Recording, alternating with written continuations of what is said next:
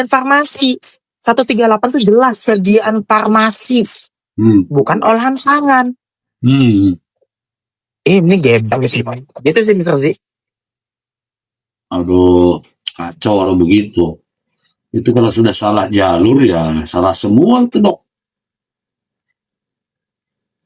Itu dia Mr. Z. Segitunya gitu loh.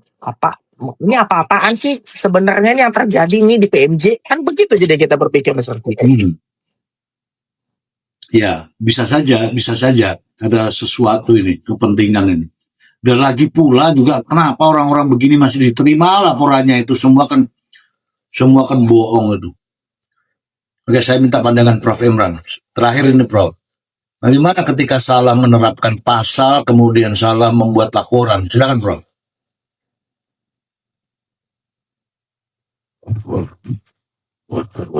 Ya, sih. Artinya kalau dia salah terapkan pasal, berarti kan dakwaannya nggak terbukti sih sebenarnya. Konsekuensi dari dakwaan tidak terbukti berarti dia putusan free spark, putusan lepas, putusan bebas. Itu sih sederhana itulah Mr. J.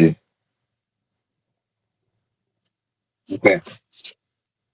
Makanya gini, Mr. C, saya mau tanya ke Pak Willy dengan Prof. Imran. Ini apa ya? Perbuatan si Samirun ini kan memang perbuatan orang yang mendakwah. Kalau ini dibiarkan, dia akan semakin ngaco. Ini dilaporin, itu dilaporin, yang masalah dilaporin, kan gitu. Nah, sekarang pertanyaannya, bagaimana mau menghentikan perbuatan semena-mena dari Samirun ini? Prof. Imran dan Pak Willy kita bantu dijawab. Oke, Pak Willy. Kembali suara saya, Mr. Pak Willy, sekarang Pak Willy, nanti saya mute, nggak tahu mungkin dari saya. Silakan Pak Willy. Siap. Ya, oke, lanjut. Ya, kalau memang posisinya terkait dari proses penyidikan aja dan penyelidikan, pasalnya aja yang tidak bersesuaian, ya penyidik juga harusnya menghentikan laporan atau penyelidikan dari awal. Karena tidak mencukupi alat bukti yang sah. Nah, disinilah ya kesenya pihak penyidik Polda Metro Jaya dan ujian besar pun juga untuk pihak Polri dengan adanya permasalahan yang dialami oleh DRL dan juga detektif ini. Karena kalau mengacu pada pasal 109 ayat 2-nya, KUHP-nya itu ya jelas arahannya. Maksudnya kalau memang tidak terbukti ataukah pasal yang diterapkan pun juga berdasarkan alat bukti permulaan yang cukup itu tidak cukup untuk alat buktinya, ya segera dihentikan. Nah, kan tetapi lama P19 kemarin yang terjadi, ya pihak penyidik ini masih coba untuk melengkapi. Adapun tadinya aturannya di Jakarta Pusat, PN-nya, dan karena lokusnya itu di unboxingnya di Jakarta Pusat, tetapi saya yakin dan percaya jaksa Jakarta Pusat itu orangnya canggih-canggih lah, orangnya hebat-hebat. Jadi mereka pun juga tidak mau menerima bara api ataukah bara panas yang dilempar oleh pihak Polda Metro Jaya. Makanya mereka tidak mau menerima perkara ini. Nah, akhirnya ya di Tangerang, Banten ini yang menerima. Bukan berarti yang di Tangerang, Banten tidak canggih. Tapi kan akhirnya dipertontonkan juga kepada publik. Nah, yang dimana jaksa penuntut umum sendiri coba menguliti daripada daftar detektif. Aturannya kan nggak usah banyak-banyak yang ditanyakan oleh jaksa. Tapi dengan di persidangan kebuka semua juga. Pembeliannya, bagaimana, berapa produk yang dibeli, dan yang sudah di unboxing dan sudah dibuka, berapa. Tetapi kok yang diberikan itu masih tetap utuh, dan dokter pun belinya dari mana. Itu kan ngurai semua. Karena ada PT perusahaan, saya juga sempat diundang, perusahaan besar yang maklon ataukah produk-produk klinik kecantikan seluruh Indonesia ini kebanyakan dari PT itu. Saya pun juga sempat bertemu dengan CEO-nya, ownernya langsung, karena produk-produk mereka dipalsukan. Nah, jadi kalau dokter detektif sendiri aja beli produk itu tidak langsung digerai secara resmi, tapi langsung pimpinannya ataukah yang punyanya langsung ditangkap dan ditahan, dijadikan tersangka, ya inilah satu kelucuan dan juga dagelan yang kita lihat saat ini. Nah, tinggal memang sekarang ini kita yakin dan percaya dengan jaksa penuntut umum, dia meneliti berkasnya pasti nggak akan sembarangan dan tidak akan asal-asalan. Begitupun juga panitera mencatat jalannya persidangan dan hakim melihat fakta-fakta persidangan secara objektif. Nah, cuman apakah pihak kepolisian khususnya Polda Metro Jaya dengan pihak Kejaksaan Banten ini mau menerima kesalahan mereka sebelum nanti itu masuk kepada ranah untuk tuntutan. Karena ke depan ini kita kan akan melihat saksi ahli, baik itu saksi ahli yang dihadirkan oleh Dr. Samira melalui jaksa penuntut umum, sanggup nggak dia untuk menghadirkan saksi ahli. Nah, begitupun juga nanti pihak DRL harus menyiapkan juga saksi ahli. Ini kan prosesnya masih agak panjang. Nah, ini kita juga sesama masyarakat Indonesia pun juga harus memahami bahwasanya proses persidangan ini masih panjang dan masih banyak juga kejutan-kejutan yang akan kita dengar bersama. Mungkin itu, Dr. Janet. Terima kasih.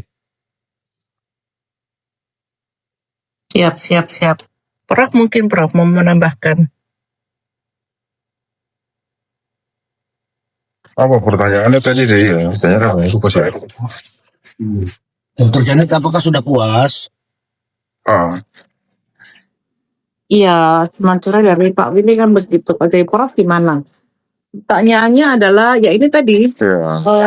kalau ini Samirun ini kan mereview, tapi kan ujung-ujungnya dia itu duit. Sehingga yang dilaporkan itu ya terasa mengada-ngada. Membuat kehebohan, mengada-ngada, ujung-ujungnya di belakang dia minta duit. Nah sekarang kalau laporan-laporan ini terus dipaksakan oleh orang-orang, ya kan, untuk ini. Nah ini cuman yang gitu hukum kita ini. Siapa yang bisa menghentikan kami ini kalau semena-mena begini? Iya, saya kira begini, kalau misalkan memang ada korbannya, berarti kan korban itu memang dia memiliki legal standing untuk melakukan membuat laporan ya kaitannya dengan pemerasan itu. Cuman kan sejauh ini kan masih berdiam diri ya. Saya juga nggak tahu apa alasan, sementara kan pada posisi mereka adalah korban gitu, korban. Cuman entah kenapa itu nggak ditindaklanjuti dalam bentuk membuat LP. Satu. Yang kedua begini, itu menjadi penting itu untuk kemudian menguatkan Undang-Undang Nomor 17, Undang-Undang Nomor 80 tahun 2017 itu kaitannya dengan kewenangan BPOM. Ya. Kalau kita hanya berkutat pada diskusi-diskusi seperti ini, saya kira juga akan menjadi sia-sia dong. Jadi sia-sia. Jadi mestinya kita itu ada satu upaya yang kemudian memberikan kekhususan lah. Karena begini, BPOM ini kan sebenarnya ya kita bolak-balik nih, misalnya kita diskusi soal ini ya. Bolak-balik lah ya, ada lawyer Willy, Dr. Andreas. Karena gimana apa ya? BPOM ini kan sebenarnya diberikan kewenangannya itu secara atributif oleh Perpres itu sendiri kan. Nah, hanya saja memang begini, ada terjadi disparitas pendekatan karena memang di satu sisi BPOM itu sepertinya dia nggak memiliki kewenangan secara eksklusif. Contoh yang paling sederhana pada case ini kan, pelapor itu bisa direct. Jadi dalilnya itu adalah Dumas. Padahal kalau misalkan ada case-case yang berkaitan dengan obat-obatan dan makanan, berarti kan gini, ada katakanlah kita anggap memang begini Mr. J. Dalam undang-undang, dalam hal-hal seperti begini itu ada klasterisasi, ada klaster yang namanya klaster pelanggaran, ada klaster kejahatan. Saya sih sebenarnya nggak mau masuk pada pendekatan normatifnya. Saya nggak mau masuk ke sana karena memang saya batasin pada part ini kan kita lagi lihat part sidang kemarin itu kan, dan tadi itu kan cuma kaitannya dengan pemeriksaan alat bukti saksi kan. Nah, jadi kita tunggu dulu.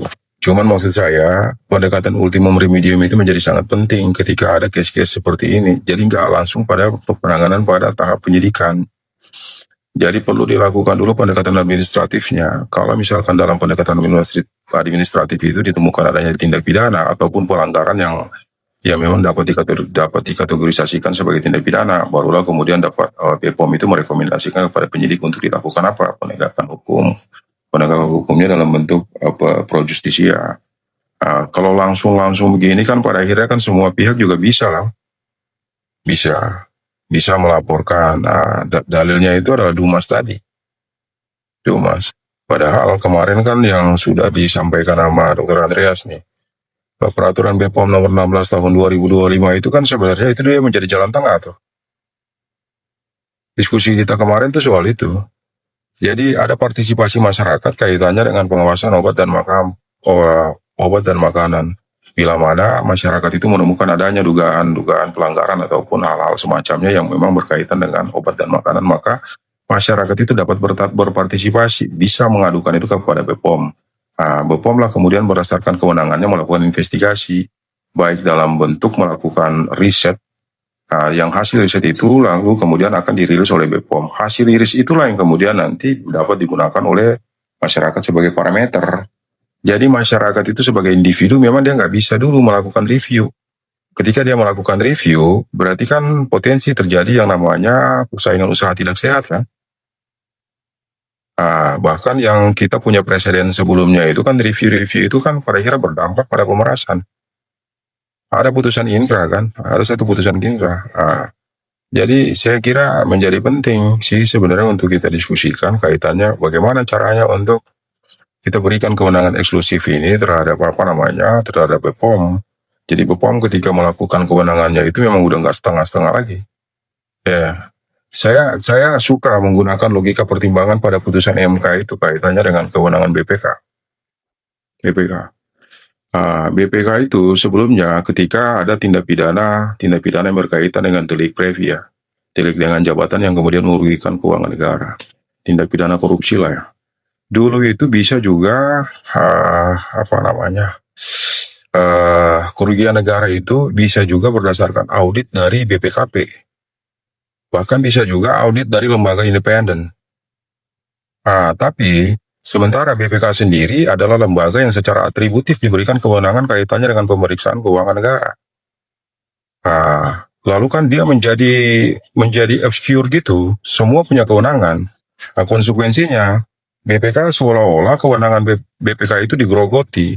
Akibatnya ada yang kemarin itu melakukan challenge terhadap undang-undang BPK itu dan meminta kepada MK agar memberikan hak eksklusif kepada BPK.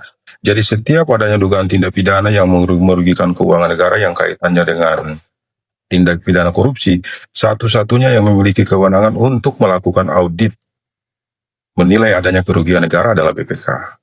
Makanya hari ini penyidik polisi, penyidik kejaksaan maupun penyidik KPK tunduk pada putusan Mahkamah Konstitusi tersebut.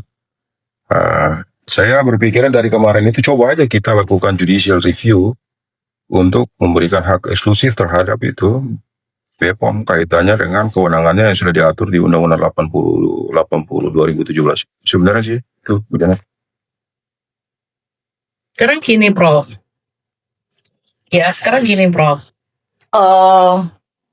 Banyak orang yang mengeluh bahwa ini ada upaya-upaya permintaan sejumlah uang dari si Samirun itu.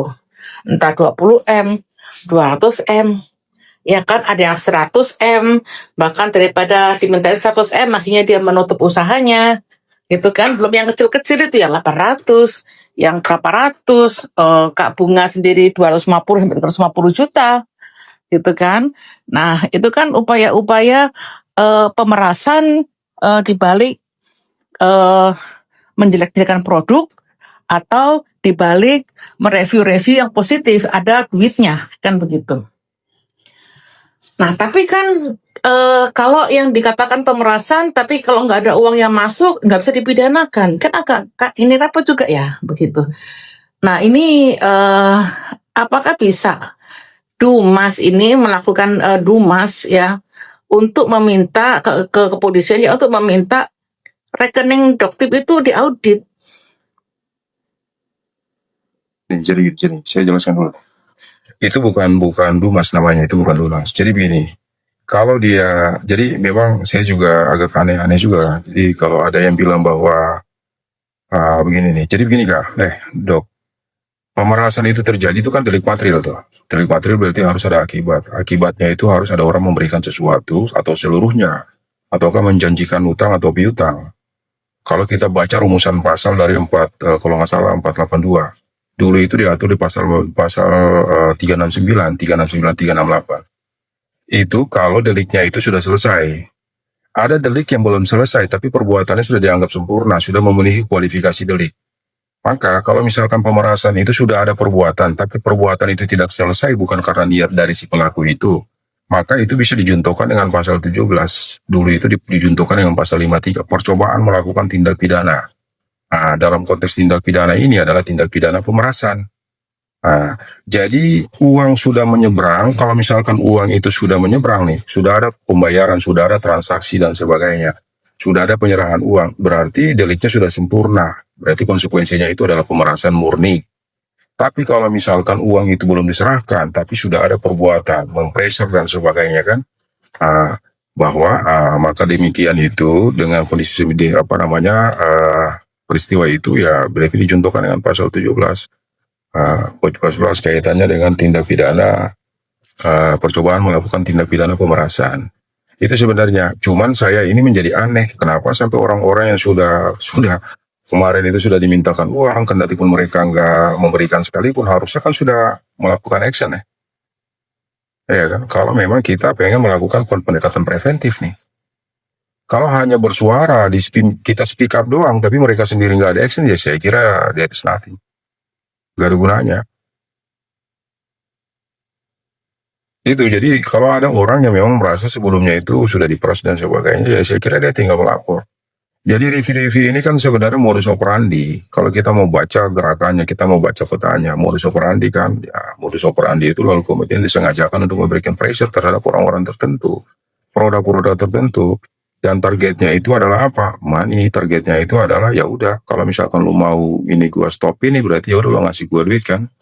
Berarti menstrianya itu sudah terbangun sejak awal. Dalam kasus-kasus tertentu ini bersifat premeditated. Kejahatan yang terencana. Memang kesengajaan itu ditujukan kepada adanya apa? Adanya pemerasan. Dia lebih smooth. Dia nggak datang dengan golok dan sebagainya, tapi memberikan rasa takut. Konsekuensinya korbannya itu under pressure. Dalam kondisi yang under pressure itu, maka si korban ini bisa untuk melakukan permufakatan. Karena memang di sana nggak ada keseimbangan kan. Nah, itu yang terjadi pada case sebelumnya. Case NM juga kan begitu. Under pressure juga si korban. Nah, konsekuensinya dia melakukan permufakatan. Kesepakatan itu adalah kesepakatan yang kalau kita gunakan pendekatan hukum perdata maupun pidana, itu kesepakatan yang dibuat secara melawan hukum. Perbuatan melawan hukum. Kesepakatan yang seperti itu dianggap kesepakatan yang bersifat null and void. Kesepakatan yang batal demi hukum. Tidak bisa dijadikan sebagai kesepakatan yang mengikat para pihak. Nah, dalam konteks pidana, kesepakatan seperti itu namanya pemerasan. Karena yang satunya itu apa? Karena jadi orang yang dimintakan uang itu sebenarnya dia nggak punya free will. Dia nggak punya kebebasan kehendak ya. Jadi dia memberikan uang karena memang pressure tadi, kanan tadi, paksaan tadi.